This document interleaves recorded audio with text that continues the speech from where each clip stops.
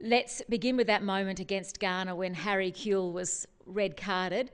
Harry said after the game, and I won't try and do his very confused accent, "Unless I detach my arm and put it somewhere else, there's no other way I can move my arm."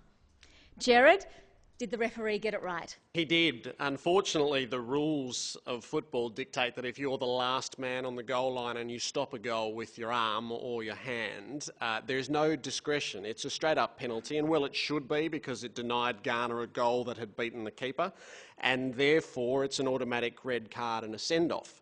I think the reaction to it, which was utterly predictable in the moment that it happened, because it was so disappointing, it felt just so wretched and frustrating, because Australia had had 15 excellent minutes where they looked capable of redeeming themselves, but it didn't make it unjust. And I think our starting point too often is to believe that we're fundamentally being robbed in a basic sporting sense. And the reaction was that people who have no understanding of the rules of football, who have been invited to partake in the World Cup because our nation makes it, behave with a sense of an entitlement, that because we're good enough to be there, we should be good enough to win and progress. And it's nothing of the kind.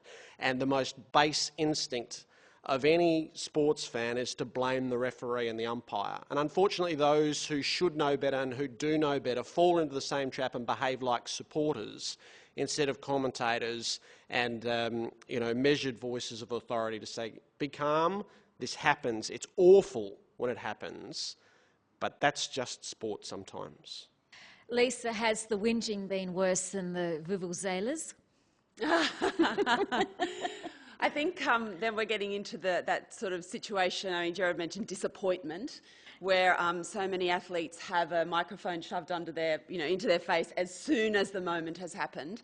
And it's very difficult for any of us to form the right things to say at that particular point. Now, we don't know whether Lucas Neal, we don't know whether that was one comment in an hour or of talking, or whether it was the general feeling. But look, I don't know a lot about soccer, so I was as disappointed as he was, and sometimes you say the wrong things when you're disappointed.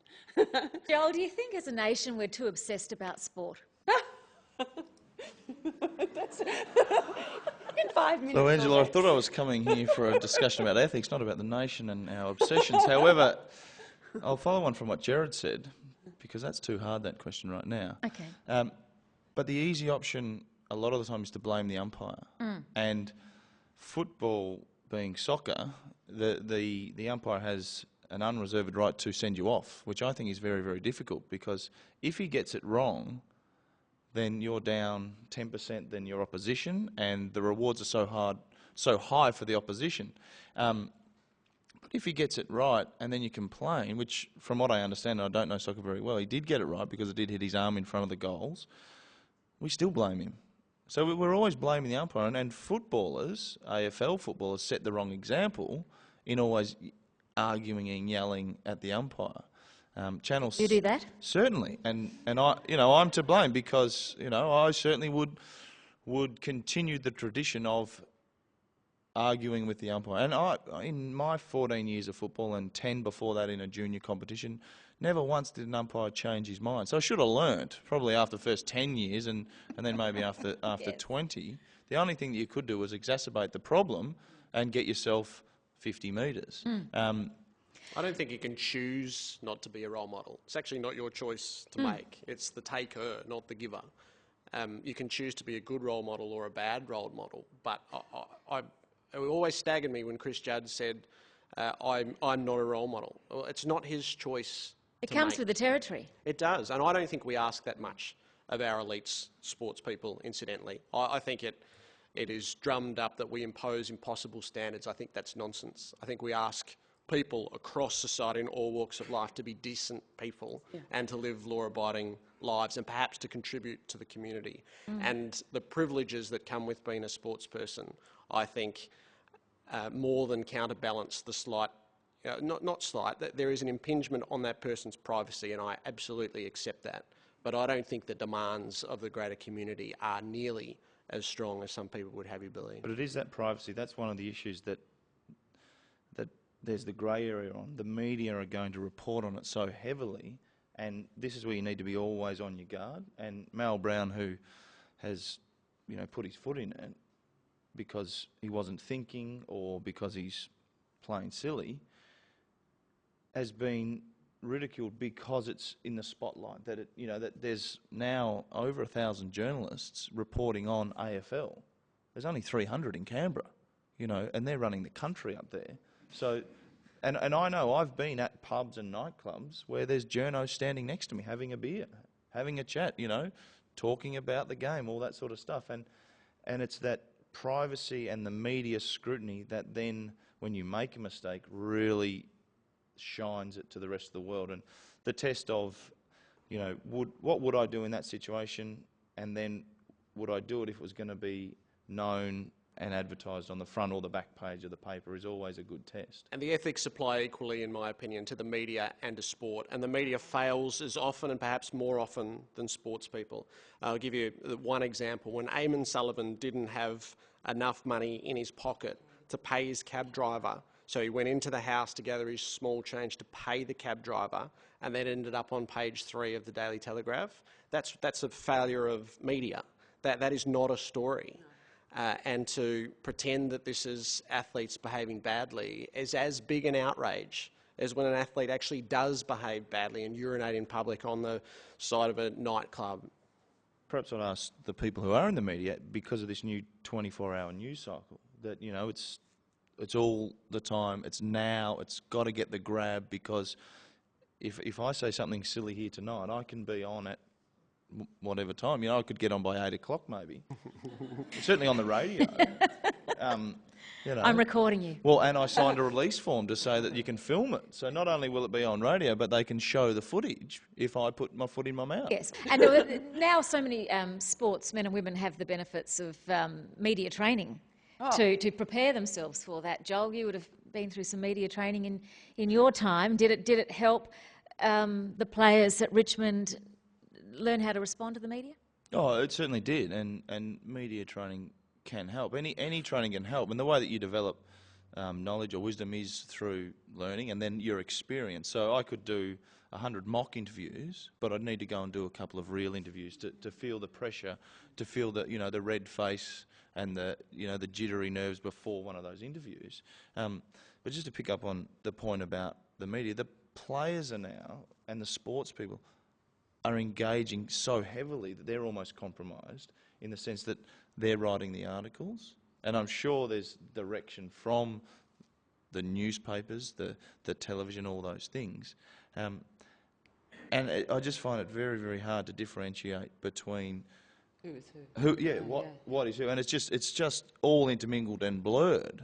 But I also like the analogy of waiting for someone to snap, because I think Barry Hall at the moment, there's a lot of that. It's a bit of voyeurism where we're sort of watching because it happened before. And my former teammate, Matthew Richardson, I think the reason why he got so many people through the gate was because he had shown, or he did show his frustrations on the field, and people wanted to see that.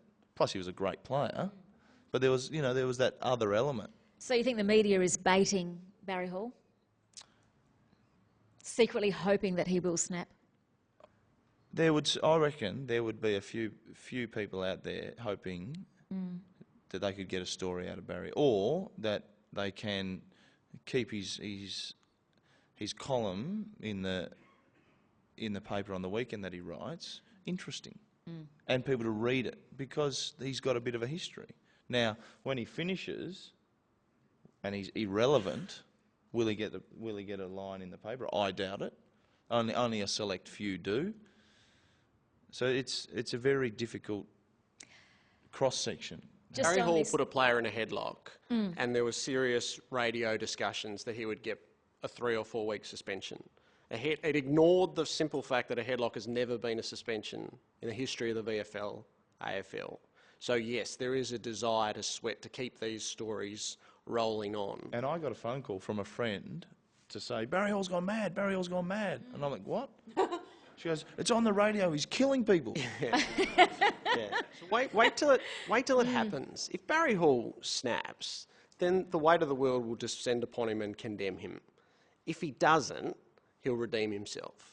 And we should observe rather than barrack for one or the other. We should be not dispassionate, because sport is not dispassionate, but we should be disciplined enough to sit there and judge each event as it happens. When he puts a bloke in a headlock, it's just a headlock. That's not a hanging offence. Talking about footballers who write columns, Jason Ackermanis got himself into a spot of hot water. Should there be a ghost writing of footballer columns, or should that be disallowed? Should it be the footballer writing the column, holus bolus? Well, from a matter of English, you need a ghost columnist. You can't just put the scribblings and chattings of some folk into the paper without meeting a certain level of grammar. But as a couple of facts, and this has been lost in what happened, Jason Ackermanis got into the final trouble he got into because he lied to his club, not because he wrote what he wrote and expressed the prejudices that he had.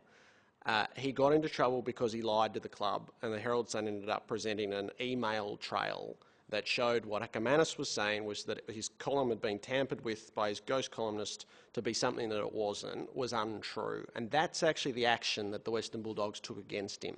And you read the letters in the paper each day and people, free speech is lost in society. No, that is absolutely not what happened. And that just has to be at the forefront of that debate, because he didn't get suspended from the club for saying that a gay player shouldn't out himself.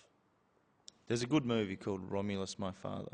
I'm not sure if anyone's seen it, and I don't remember all the movie, but I remember one thing. Book's better. Well, I missed that Isn't one. it always? But he says to his son, after he loses his shaving knife, and he lies about it, he says to his son, "It doesn't matter if the house burns down, tell the truth." And I thought that was, a pretty good message. Yep. And he's been held to account because he didn't tell the truth. Even if he is prejudiced, even if he is saying things that he shouldn't be saying, well, just tell the truth. Let's talk about racism now, because we had a spate of comments over the past week. We had Mal Brown come out and call Aboriginal players cannibals. We had the Andrew John situation with Tamana Tahu walking out. And Dipper said that Gavin Wanganeen was not too bad for an abo. If we thought we were making headway in stamping out racism, we were quickly reminded, weren't we, that we've still got a long way to go? Yeah, I think headway has clearly been made, and that I think the two AFL examples actually bear that out. The first comment I'd say is Mel Brown is a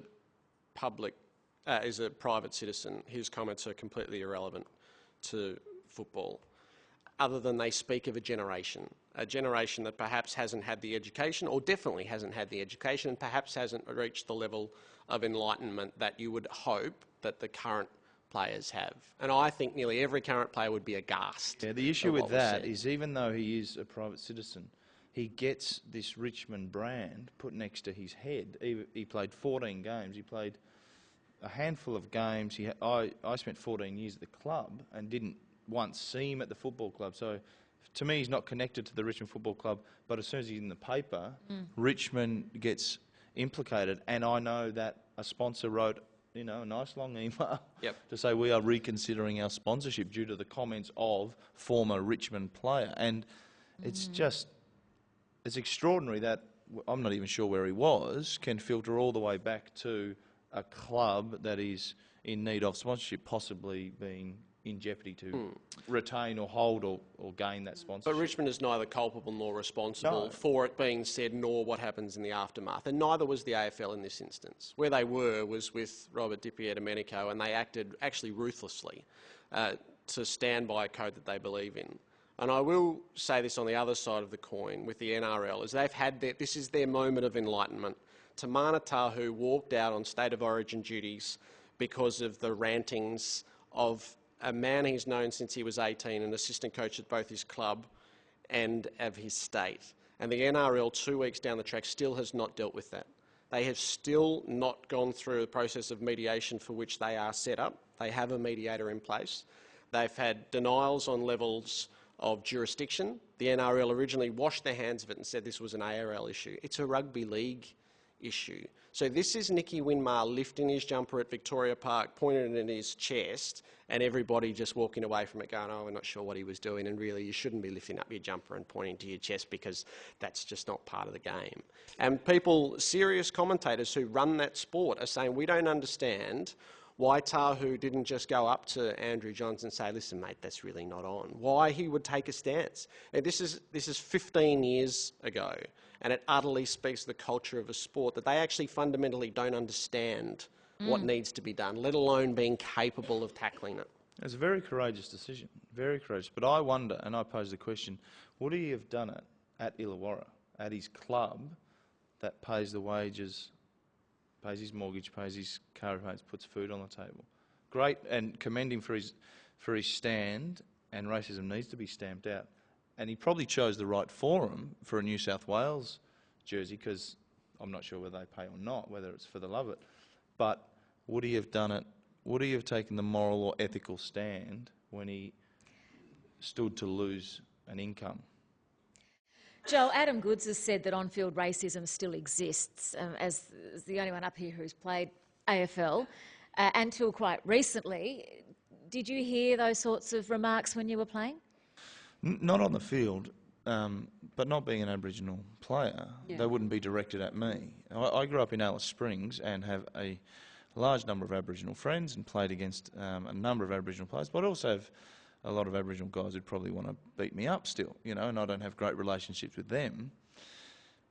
So there are going to be probably times when you don't have good friendships with other opposition players. That's granted. And if they're Aboriginal people, does that mean you can't have a go at them? Probably not. But you cannot have a go at them in a racist way. And if Adam's saying it, then I believe him, because he feels that way. And sometimes something has to happen, like Nicky Winmar, like Michael Long, for it to raise its head and then be addressed. The AFL is doing a good job.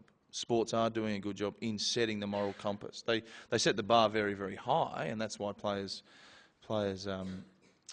transgress and are publicised so heavily. But they're doing a good job in making it more accepting, making it more available to Aboriginal players. And we have a 10% in the AFL, a 10% over-representation of Aboriginal players on AFL lists. Yeah, it's about 2% or so in the population. So it's 5 times playing AFL footy. Conversely, in the VFL, it's only about 1%. So it's half as many in the population are playing VFL. So the AFL are doing a good job in allowing AFL draftees, Indigenous draftees, in and playing the game. But then in the VFL, perhaps the system is not strong enough. There might not be enough money to have the systems and the education and the personal development and the human resources in place for Indigenous players. Or they decide that they don't want to play VFL, they're going to go home, which is fair enough. Yeah, Joel, is the respect and responsibility message getting through, do you think? Well, I hope so, and I think in my time I've seen attitudes change. I must admit I heard a lot of bad language around clubs, and a lot of attitudes towards women weren't as respectful as they should be. And there is this pack mentality that it's hard to step outside of the pack and put your hand up and say, no, that's wrong, don't do that. I felt at my time at the football club I did that on a number of occasions, and would try and do that and try and give the contrary view to say, hang on, what about this other position? What about thinking about it this way? And one of the great ones, and we had a number of debates, was the war in Iraq. When it was all happening, we'd have discussions at the football club, and only through having a discussion do you extrapolate out what some people think and how they feel. And a lot of guys, you know, didn't care about the war, didn't know about it, didn't care. And when they learn a little bit, then they can make a better decision. And that's what it's about. It's about learning a little bit more, understanding about women, understanding about how you need to treat everyone with respect. You need to treat everyone with common decency. But probably more so when you are an AFL player. And, you know, I've seen it happen, girls throwing themselves at blokes. In that time, you've got to take great responsibility with your actions, because you're entrusted with probably a star-stricken young lady, and it's very difficult. And it's the mistakes that are made that then highlight the responsibility over and over again. I have to wonder whether things are progressing when it was the North Melbourne Footy Club that did that video with Boris the Chook or whatever it was, and it clearly represented a woman being picked up at a bar and abused, and footballers there at that club couldn't see that that's what it represented. But has it always been so? When did it become fashionable that? Like 50 years ago, did footy players do the same thing? I hope it's not fashionable now. I hope that guys, I hope that everyone realises that that's unacceptable behaviour. But sometimes it gets through, and it's really sad because I don't know what it's like to be a woman, but some of the stuff, some of the footage and some of the testimonies from the ladies in the video about not being able to go out at night, getting out of your car. One of the testimonies was, when I get out of my car and I lock my car, I put my keys through my fingers. Now, I just can't comprehend that because I'm a white male, I'm big, I protect myself, I'm going to walk out of here tonight and not even think about the 250 metres to my car. And so that issue needs to be raised with players, needs to be raised with everyone, and you need to put yourself in someone else's shoes, and that's the hardest thing. To think how that other person feels, to say, if I say that, if I do that, how are they going to feel tomorrow, in an hour, in a week? And it's really hard. And players are role models. They have to accept it, and then they have to act accordingly. And it's a very difficult thing because everyone makes mistakes. And the other more recent incident with a schoolgirl who got pregnant.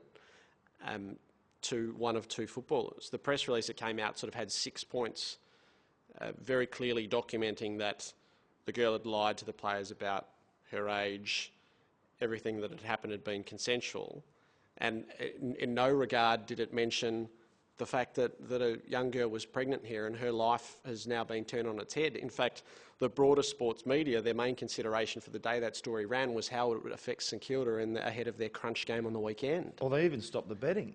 I think, and I find that... They said the betting has been stopped, I've heard that this week as well with what's going on. How's it going to affect the top of the table clash? And if that's the run-on effect of having a respect and responsibility program, then the weight is in the wrong areas, I think. And if we boil these things down to football issues, we're actually undermining what's trying to be achieved. Gerard, the Tour de France is about to start. Can you embrace it? I'm starting to get there again. I used to like the Tour de France, and then it became clear that it was just rancid with drug cheating. But my objection was that the sport really showed no willingness to tackle what was going on. To run a clean Tour de France was either too difficult or because the actual course is too difficult, it was not desirable. And it got to the point where, this is my concept of sport, is you've got to be able to believe in sport, and the moment that's taken away from you, that's a betrayal. So I would sit there and watch a stage, and Phil Liggett, I will always remember the Floyd Landers stage when he'd lost the race one night and he came back and he won the race the next night. And the description was of just seeing something truly unbelievable. And it was unbelievable, and 2 days later we found that out. I can't have my sport like that. I cannot dedicate hours and hours and give up sleep to watching an event that is not believable 2 days later. And so for a couple of years they failed in this, and people forget that the year after Floyd Landers won, and the name of the cyclist just escapes me, he was allowed to go about 14 stages into the event until it was perfectly obvious he was going to win. Michael Rasmussen. And then he got disqualified because he'd avoided a drug test in the lead up to the event. You go, how was he allowed to start the event? I think there is actually a willingness now to try as best any sport can to run a clean event. And my original premise about 4 years ago was that the broadcasters of the world should say to the organisation, we will not broadcast your event until it's believable again. I actually think it's getting to the point where it is believable. And they now can argue the case that when they catch a drug cheat, it's not because the drug cheating is endemic in the sport, it's actually their methods are willing and able to pull these people out. Once we get there, then it's more believable again. The AFL, as we know, has a 3-strike policy for recreational drugs. Joel, I'm not sure whether you were at part of the Players Association when all that was devised. It's copped a bit of flack from the federal government down. It focuses on rehabilitation and counselling. I'm a big supporter of the 3 strikes policy. Is it working for someone one of the architects of it? Is it working? Oh, I'm not sure. I'm not sure of the data that's come out, and I might just say that it's an illicit drugs policy because drugs are really, really bad for you and they hurt you. So they're not recreational. You don't just do it for fun and there's no consequences. But the policy was derived by the fact that we as the Players Association and the AFL went and consulted all the experts. So I'm not really qualified to talk about all those things. In sheer numbers, the percentage of positive tests has come down over the years. Over the past 5 years, it's been coming down and down and down to where it's now below 1% for something like 1,500 tests. So that's good in the sense that there is education, that guys are not making silly decisions as often. One of the interesting points from the doctors who came to see the clubs last time around, and I'm not sure whether this was all confidential or not, but I think there were 11 positive tests, and it follows on Lisa's points. 10 out of the 11 were all alcohol-influenced decisions, where they were intoxicated before making the poor decision to dabble with illicit drugs. So the message has gone out from the players that they say no to drugs. It's in the community. Yes, we've had positive tests, but at the same time, for the same population group in society, a little internal studies that we had, like the figures are huge. They're not under 1%, and we're not testing every player every week, and we're not doing hair tests on 720 players 3 times a year to make sure that we know exactly what we're doing. That's not the policy. The policy is about the welfare of the players. If they do make a bad decision, that we rehabilitate, we educate, and in the same time educate the community. The Storm episode is the ultimate betrayal in sport, in my opinion, because sport has developed on these constructs of fair play, and the salary cap is simply a mechanism to give everybody a chance. To rort the salary cap actually just destroys the fabric of a sport, and to willingly and wantonly do it over a number of years to achieve success. My heart bleeds for those who follow rugby league, because if it was Geelong, I'll take this on 2 fronts. If it was Geelong from 2007-2009, as a broadcaster, I would feel like I'd wasted 2 years of my life. All the great things were a lie. And secondly, as a supporter, I would never be able to follow them again from the day that it happened, which part of the supporter delusion that's gone on around the Storm, where people have been drawn to protecting the club and trying to paint the NRL as the villain. I think that's the ultimate in sport delusion, and that's where sport becomes less desirable to me. The thing about the supporters, because their attendance has gone up. That's right. By 10%. It's contradictory. So to believe that somebody else is the villain as opposed to what was actually done, there are so many levels to this that the board of a company is essentially suing the owners of that company in their guise as the NRL. It's just too ludicrous for words. Morally, I'm appalled that the chairman, who is a thoroughly decent man, who has been outstanding in the Melbourne community for so many years, I'm appalled that he's gone down this path of trying to absolve themselves of responsibility, particularly given that he's the man who twice a year signed affidavits declaring the validity of the books. So at the very best, he was outrageously naive. And now to go to court, and it's about trying to keep players and keep the coaching staff, who have all basically said to the Storm that if you don't do something, we will all walk away. Well, do you know what? Sometimes letting everybody walk away is the right thing to do.